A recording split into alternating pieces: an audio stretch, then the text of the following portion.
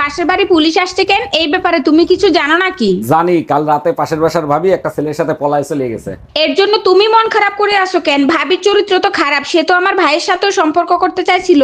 আমার মন খারাপ না, টেনশনে আছি। পাশের বাসার ভাবি তোমার ভাইয়ের সাথে পলায় গেছে। আচ্ছা বলো তো, গৃহপালিত কোন প্রাণী সুযোগ পাইলেই শুধু কামড়ায়? এটা কোনো প্রশ্ন করলা? এটা তো একদম সোজা, মশা।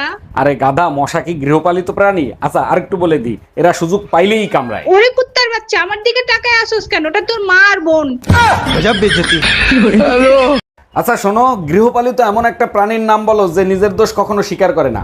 একজন হবে না, সবাই হবে, কারণ কেউ নিজের দোষ স্বীকার করতে চায় না। একজনই হবে। আরেকটু বলে দেই, অন্যের ঘাড়ে দোষ দিতে বেশি পছন্দ করে। এটা তো একদম সোজা, ঘরের বউ। এক মিনিট, অনেকদিন হয়েছে মাইর ধর খাও না, তাই না? এই রুম্পা, কই তুমি? এইদিকে একটু আসো তো, তোমার একটা জিনিস দেখাবো। রান্না করার সময় তো ডিস্টার্ব করো কেন? বলো কি হয়েছে, কি দেখাবা? আমি যখনই বেলকনিতে আসি ভাবি আমারে দেখে আর হাসে, কাহিনী দেখি। ভাবি জিজ্ঞাসা করছিল তুমি কি করো, আমি বললাম আগে মেশিনে কাজ করতো এখন করে না, ওয়ার্কশপের কথা বলতে ভুলে গেছি। কি হয়েছে ভাবি? আপনার ছেলেও কাঁদতেছে, ভাইয়ের সাথেও ঝগড়া করতেছেন। আর বইলেন না অরুণ ভাই, কতবার বলছি নাম পাল্টাও। আজ ওর জন্য আমার ছেলে স্কুলে মাইর খাইছে। ভাইয়ের জন্য ছেলে স্কুলে মার খাবে কেন? কি হয়েছে বলেন তো একটু। ছেলের কাছে জিজ্ঞেস করছে তাজমহল কে বানাইছে, ছেলে বলে আমার বাপ, ওর বাপের নাম শাহজাহান। তুমি যদি মনে করো আমি তোমাকে ভয় পাই, এটা তোমার ভুল ধারণা। আমি তোমাকে সম্মান করি। এটা তো খুব ভালো কথা, সারা জীবন এভাবেই সম্মান করতে থাকো। আজকে তোমাকে একটা কথা জানায় রাখি, তুমি বাদে সবাই জানে আমি কতটা ভয়ঙ্কর। তাহলে তো সবাই এটাও জানে যে ভয়ঙ্কর বউকে কন্ট্রোল করতে পারে সে কতটা ভয়ঙ্কর।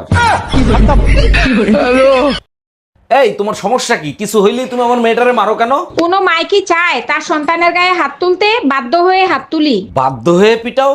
কে তোমারে বাধ্য করছে? তোমার বোনের সাথে তোমার মেয়ের মিল আছে, মন চায় সারাদিন পিটাই। আচ্ছা তুমি তো নাগিন সিনেমা অনেকবার দেখছো, ওই সিনেমা থেকে তুমি কি শিক্ষা লাভ করছো?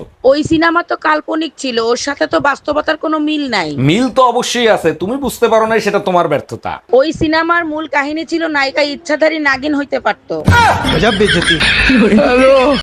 আচ্ছা, আগের জন্মে তুমি কি পুণ্য করে আসছিলা যে আমার মতো এত সুন্দর বউ পাইছো?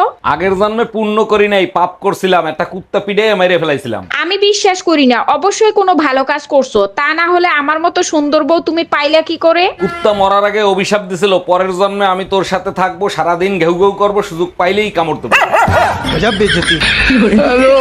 এই আমার দিকে তাকাও তো, দেখো তো আমি আগে থেকে অনেকটা মোটা হয়ে গেছি নাকি? মোটা হইলেই বা কি আসে যায়, মোটা মেয়েদেরকেও অনেক কিউট লাগে। ওরে আমার বাবুটা, সত্যি তা কিরকম কিউট লাগে বলো তো? মোটা মেয়েরা হইলো গোলুমলু, একেবারে কিউট হাতির বাচ্চা।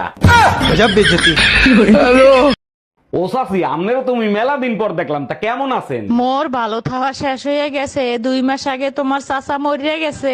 আরে ভাবি, এ আমনে কোন কি? ভাই মরছে কবে? ওরে মাল্লা হালার পাহালা, যেই হনস মোর জামাই মরিয়া গেছে, এখন চাচি থেকে বাবি হইয়া গেছে।